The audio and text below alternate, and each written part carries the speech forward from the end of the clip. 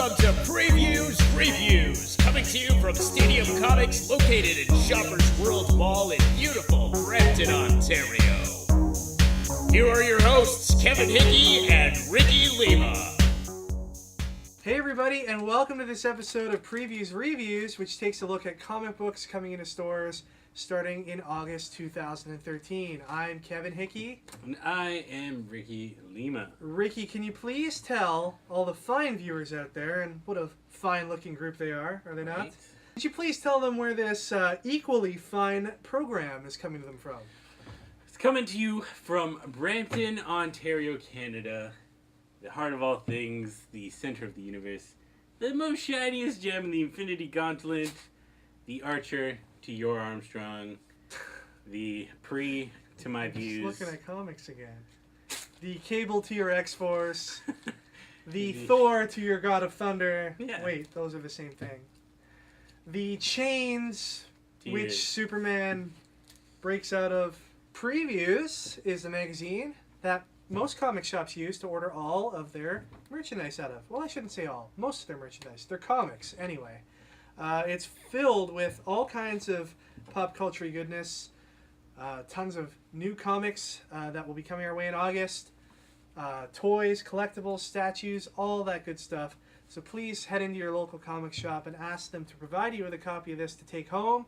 Or if you don't want to shell out the $4.50, you can peruse it in the store. Ricky, this is the month of miniseries for Previews Reviews. Yeah, it seems like it. Not a lot of ongoing series here to talk about, mostly miniseries. Which I'm okay with, man. Stories need endings. Right? Right? Your endings are usually after about 12 pages.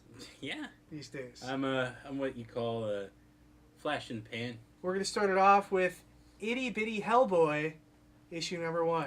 A ghost named Rasputin has been spotted, and Hellboy and the BPRD are going to find out what he's up to. Who is Hellboy anyway? Why does he have such a big hand, and what is it used for? Who's weirder, him or his friends? What is the BPRD? And what does chicken soup have to do with all of it? This and more are answered in the debut issue, where big things happen to Itty Bitty Hellboy. Nice. What do you think of this? Looks really good. Was it Tiny Titans that Art Balthazar worked on? Yes, the team behind Tiny Titans, Art Balthazar and Franco, are on this book. Eisner Award-winning team, I might add. And they are going to bring the fun, I think, to Itty Bitty Hellboy and make it more kid-friendly and kid-appropriate. Because what parent doesn't want their child reading about the spawn of Satan, who just happens to live within the fires of hell? Is he the spawn of Satan? Is that Yeah, he's the spawn of Satan. Nice. Now, how you going to explain that one, Art Balthazar and Franco? But Art Balthazar has a small connection to the story. He does. And we keep, doing this story, but I think I keep editing it out just because, it's not like it's controversial or anything. But Art Balthazar is a fan of Unboxing Wednesdays and our channel in general, and he watches our channel. But he wasn't a big fan of Ricky Lima. At the time, Ricky was supporting those mutton chop sideburns. So when I was talking to Art Balthazar about him watching the show in Chicago, he referred to you as that Wolverine guy. He wasn't such a big fan. That's my new Facebook page, that Wolverine guy. That Wolverine guy? Yeah. You should be that Toronto Wolverine guy. And replace that with DAT.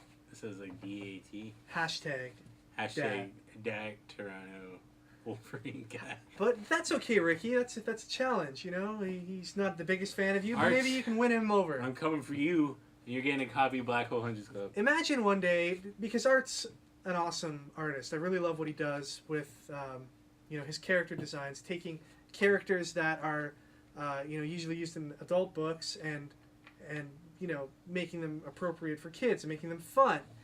Imagine he took, one of your books that you wrote one day. Yeah. Did, a kid version of That'd be pretty cool. Tiny Black Hole Hunters Club. I'd be okay with that. Or Little Deep Sea. That'd be messed up children's story. Well, Hellboy. Right? Hellboy's pretty messed up. He does He's gonna make it happen. Art, let's do this. Have your people call my people. All right, cool. Next book, Ricky. Up next, we have DC Universe versus the Masters of the Universe. After narrowly escaping his last battle with He-Man, Skeletor has fled to the most unexpected realm to recover, Earth. Once there, he sets a plan in motion to siphon off Earth's core magic. Forging an unlikely hunting party, He-Man and company go in search of Skeletor, finding themselves at odds with the heroes of the DC Universe. He-Man and the Masters of the Universe must find a way to stop Skeletor and his mysterious new master. This debut issue features 2 covers by Ed Benes, both available for ordering. One featuring the heroes of the DC Universe, and the other featuring the Masters of the Universe. Sounds Whoa, really cool. Can't they just let Skeletor, like, chill out for a little bit? Like, they already beat him. Well, who knew that the Earth's core was filled with magic? I didn't know that. Right? You would think that would damage Superman, because isn't he, like, weak against magic? Yeah, he's not a fan of magic at all.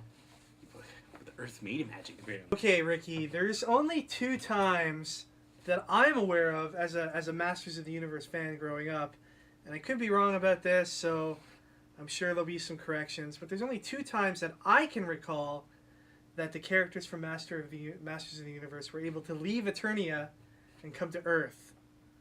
First was the Masters of the Universe cartoon Christmas special back in the 80s, where He-Man came to Earth and learned all about Jesus. Oh, yeah. okay. And then the second was the 1987 movie starring Dolph Lundgren and Courtney Cox, where they had this keyboard thing that opened a portal to Earth, and it was pretty rocking. That's awesome. Yeah. Going back to the Christmas special, like, Yes. who taught He-Man about Jesus? These 2 little kids that he came across. Oh. That stuff would not fly in today's day and age. No. Learning about Jesus? Because in today's day and age, kids are learning about the spawn of Satan in a kid's comic book. Not about this Jesus character. Sickening. Sick.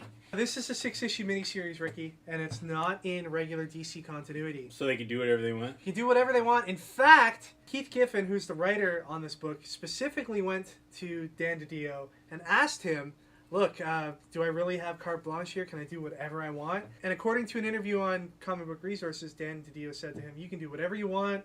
You can even cut off Wonder Woman's head if you want to. It's not in continuity.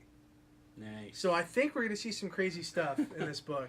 I'm kind of excited that he has free reign over it. He might just throw in random things to shock people. Yeah. You know, have, like, Batman all of a sudden get, like, brutally murdered for no reason. And you're like, And he can be like, I'm the guy who killed Batman. yeah. And you're like, Superman just, like, I don't know, explodes somebody's head. And you're like, that makes no sense. Superman doesn't kill people. Yeah, that would be kind of weird. But I think Keith Giffen's the kind of guy who respects the basic tenets of who these people are and the motivations behind what they do, and he'll probably find an interesting way, but possibly shocking, to have this story play out. Better. Now, it's not in DC continuity, but could be in He-Man continuity. Who knows what the lasting effect will be on the Masters of the Universe and whether the outcome of this event will shake that universe to its very core. Whoa, man. To its magic core. Next up is a book that I know that you are excited about particularly, Ricky, and also a book that I'm excited about too. It's Jeff Lemire's Trillium from Vertigo Comics. It's the year 3797, and botanist Nika Temsmith is researching a strange species on a remote science station near the outermost rim of colonized space. Also, it's the year 1921, and renowned English explorer William Pike leads an expedition into the dense jungles of Peru in search of the fabled Lost Temple of the Incas, an elusive sanctuary said to have strange healing properties. 2 disparate souls separated by thousands of years and hundreds of millions of miles.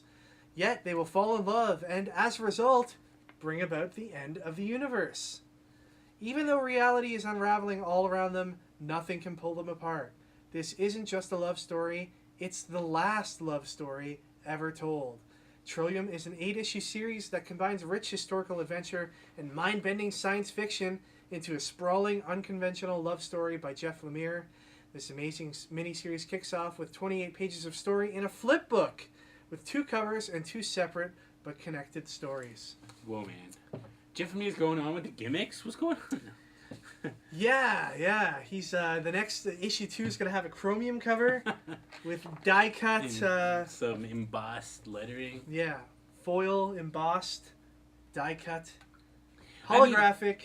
Granted, it suits the book, like with the 2 stories. Totally. So I get it, but I wonder if that means all of the book is going to be a flip. I don't know. Because eventually they're going to have to meet and fall in love, right? Or who says they meet? But it's a love story, so they have to meet. No, they don't. No? Nah, man. Well, man. I'm pretty excited for this. Jeff Lemire back on Create Your Own Books. Mm-hmm. Before he was doing Animal Man, the other book, Constantine, and he's doing a whole bunch of stuff for Trinity War coming up. On the way. Yeah, so like writing major superhero event stories. So yeah, it is a nice, refreshing change of pace for him, I'm sure. And one of the things he said about his reasons behind doing this story is he wanted to do something completely different than what he's done in the past. He's always done stories kind of somewhat grounded in reality. I mean, you can make the argument that Sweet Tooth really isn't, but it's definitely not a sci-fi piece. Yeah. So that's going to be kind of cool. I'm excited. How will his like illustration style adapt to futuristic like space setting? Know. Yeah, I don't know. Based on what I've seen so far, it looks a lot more like expressionist, if you will. All right. A lot of like explosive colors. Something that the viewers out there might want to know is that the Trillium is Ontario's official flower, and it is Ontario's official symbol as well. Ontario being the province in which both Ricky and I and Stadium Comics resides. So there's a lot to look forward to because it's named after a flower as well. This next book is called The Sidekick. Witness a modern hero's fall from grace. The Cowl and Flyboy, renowned superhero and sidekick despite dopey names. They were famous, popular, and happy until the Cowl's assassination. Now no one takes Flyboy seriously. Follow his trajectory from barely tolerated hero to figure of ridicule and witness his slow descent into madness, darkness, and crime. That actually sounds like a really cool story. Sounds cool if it was the 80s, am I right? What? Bronze Age comics? When has a story like this been done before? No, it's very reminiscent of like in the 80s when it's all these gritty superhero kind of stories and stuff. But I'm just saying, so. It sounds cool. I like that the fact that they're going to take, a presumably all-American superhero with values and stuff like that, and they're going to leave his sidekick orphaned, and basically the sidekick who was in that limelight is just going to be ridiculed by people until he goes nuts and snaps. Yeah, it's a great idea, and I'm excited to see how it's done. Could be done really well, could be done poorly, but hopefully... This is the man who brought us Babylon 5, Ricky. Let's not forget that. Oh, that's true. Now, this book comes out in August, like all the other books we've been talking about today, but there will be a special preview variant edition available at San Diego Comic-Con in July. So if you're going to San Diego, number one, I envy you and you're all bastards. And number two, pick up a copy of The Sidekick issue 1 and let us know how it is and what it's all about. If anyone from San Diego Comic-Con is watching, we would like tickets, please. And also a place to stay. Now, in talking about this book in an interview posted online, J. Michael Straczynski says, having worked extensively in the world of mainstream superhero comics for the last decade plus, you are subtly informed that there are all these things that you can't do to your main character, all of these accepted rules for guys in spandex. The fun in Sidekick is in doing every one of those things that you're never supposed to do. We're going to spend a lot of time just beating the crap out of Flyboy until he finally snaps, and then the fun really begins. Nice. I wonder what that trajectory is going to be like. How many issues is before he's smoking crack? Yeah. Like 2. You think so? No, probably like a lot. It's got to be like a slow build to the breaking point, right? It's gonna be like Job, from the Bible, where it's like it's the beginning part, is pretty boring, and then you get the real meat and bones by the end, and that's the majority of the story. Right, and you know who could really stand to learn about Job? He-Man. You should teach him. Why is that? Well, because like he knows about Jesus, but No. the kid, the stupid little kid's never told him about Job. He doesn't know about Job. That's Right? right. That's right. What he didn't know that the God is willing to play with this man's life, willing to gamble with this man's possessions. All right, next from Aspen Comics we have Overtaken, issue number 1. The sci-fi thriller Overtaken takes center stage as Aspen's 10-year anniversary celebration marches on. Some questions you may not want to know the answers to. Journalist Will Hardin is well equipped for most situations, but nothing can prepare him for what's about to come. Relocating from the big city to a small mountain town with his wife, everything is turned upside down the moment she goes missing. Are the rumors of alien abductions true, or did something far worse happen to his wife? No matter the cause, Hardin will not stop until he uncovers the truth or dies trying. Written and created by Frank Mastromaro, featuring the artwork by the talented newcomer Marco Lorenzana, Overtaken is going to take your breath away and leave you gasping for more. It will rock your soul to the very core. So, Ricky, it's So, the latest in Aspen Comics 10 for 10 initiative. you know what that means. It's going to be $1, but what else does that mean? That means that Stadium Comics has its own variant cover. That's right. Stadium Comics exclusive cover for Overtaken number 1 will be released in August. It will overtake the market. And it will shake the core of the Greater Toronto Area comic market to its very foundations. Who's doing this cover? This cover is going to be by the amazingly talented artist from Spent Pencils, Daniel Wong. Whoa, Daniel Wizong. Daniel Wizong, as you affectionately decided to call him at the Niagara Falls Comic Con last weekend. That's amazing. He didn't seem too enthused by the new nickname. Wow. No, he just kind of didn't respond to it. Okay, fine. Maybe I won't call him that But you anymore. just keep going at it. that's how names stick. You know, you just gotta keep going. At I don't think he's embraced it yet, but we'll have to see. Dude, that's like a wizard and like I don't know, a bong put together. Wizong. I've seen the draft of the cover, and it looks amazing. I think it's something that people are really going to dig. All of our covers have been really awesome so far, so why stop now?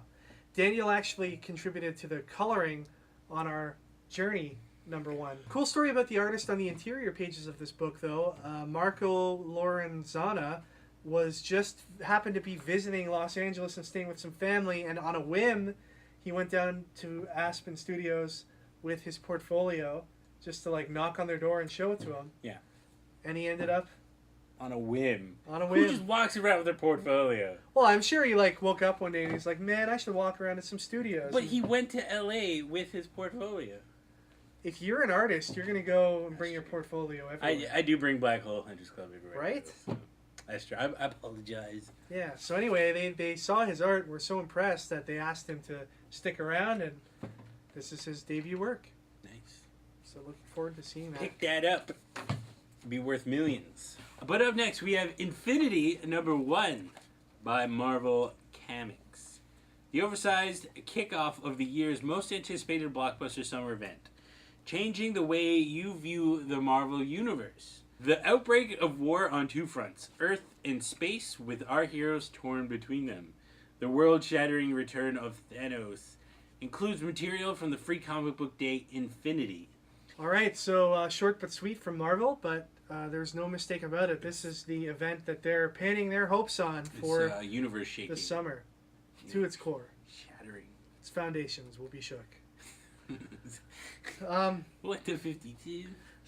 So, how do you feel about this? Thanos coming back. Yeah, I'm pretty jacked for it because Yeah. Thanos is pretty much the greatest villain slash hero quotation mark anti-hero. Okay, so let me ask you a question. Yeah. Thanos versus Lobo. Who do you choose? Oh my god, that's impossible. You can't choose nobody because they're both awesome. You know what happened? They would get together and they'd be like, "Why are we fighting? We should take over the universe." Take over the universe. All right. F, marry, kill. Thanos and Lobo. Thanos, Lobo, and who's someone you really respect? Oh, Jim Starlin. Oh, dude. You have to kill one of them. All right. You have to make sweet love to another. and you have to marry one of them. I'm making sweet love to Lobo because he's a dirty bastich. I'm marrying Jim Starlin because he's human. Okay. And I'm going to kill Thanos because he wants to be with Death anyways. So. Wow. Well played, Ricky. There you go. Got all the answers right. They say there are no right answers to this game. But sometimes. But sometimes you just get a right one. You just got to do, man. It's going to be written by Jonathan Hickman, who's like writing everything, right? That guy needs to chill He's out crazy. with that writing. No, man, it's all good. I'm enjoying East to West. Yeah. Yeah. I think Do you know what's going on? Kind of. But there's a lot of unanswered questions. But that's part of the fun. That's true. The story unravels as That's you move through it, right? And it's being illustrated by the awesome Jim Chung, who has been doing fantastic work for Marvel. It's a 6-issue miniseries, and Black Bolt is going to tie in heavily with the whole conflict between, I guess, the people of Earth and Thanos. But this also has a crazy cover by Scotty Young. Yes. With all Avengers playing like an arcade game. A Thanos arcade game. Yeah. And I knew when I saw it, I was like, yeah, Ricky's going to... Because number one, Ricky loves Thanos, right? Yeah. Number two, Ricky loves arcade games. Yeah. And you love Scotty Young. Everything is in my ballpark. Then I just need to capture it, and that makes no sense. Okay, swap out Jim Starlin for Scotty Young. Are the results still the same? Yeah, I'm still getting married to Scotty Young. Okay, cool. He's human, dude. All right. Get him to draw me stuff. Now swap out Scotty Young for Art Baltazar. Still the same, dude. I got mad respect for Art Baltazar. All right, cool. That's good. Art? Yeah. You're taking care of my friend. Don't worry. So what do you think, Ricky? Is Infinity going to be a huge deal? I don't know, man.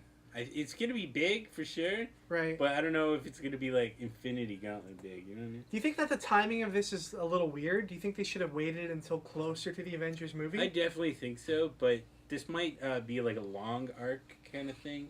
Where like this happens, which leads to this, which leads to this. Well, the repercussions of this event will be felt throughout the entirety of the Marvel Universe, and it will be changed forever. Right. Nothing will ever be the same. Like, I mean, Infinity Gauntlet went on for like forever. You had Infinity War, you had Infinity Crusade 1 and 2.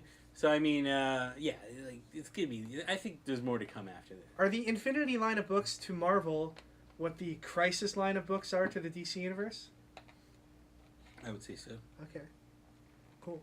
A couple of honorable mentions to talk about. Number one, the Trinity War will still be going strong in August, competing head-to-head now with Infinity. So we'll have to see how that all pans out. And there's a special one-shot issue of Batman Incorporated that will be coming out in August as well. Not written by Grant Morrison, but featuring the art of Chris Burnham. And one can only hope, 90% more Bat Cow within his pages. He's on the cover. He is on the cover. That's amazing. So that's it, everybody. Thank you so much for watching. Tune in next time when we take a look at collectibles, toys, statues, and other cool things coming to stores starting in August 2013.